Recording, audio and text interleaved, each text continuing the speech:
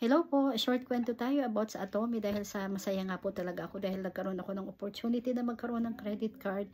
Yes, importante po sa akin ang credit card dahil marami po akong pinagagamitan yan. Pero I assure you naman po na I'm a responsible card holder. So, thankful ako Atomy kasi kahit na wala akong payslip, wala akong regular work, ay napagbigyan ako, napagkatiwalaan ako na magkaroon ng credit card at hindi ko naman po sasayangin yung chance na yon.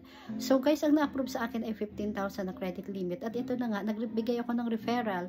So may 6 na nag-apply sa mga referral ko at isa lang po ang na-approve. Di ko po alam bakit hindi na-approve yung 5. Baka po may mali sa mga information na naibigay nila. So paki-double check nyo. Basta ako po, dahil hindi po ako employed, self-employed po ang nilagay ko. So ang credit limit na na-approve nga sa akin is 15 pero sa asawa ko 8 lang. Hindi ko alam kung bakit pero mas malaki po yung income niya kesa sa akin. So yun lang guys, sa susunod na ulit na video dadagdagan ko yung kwento.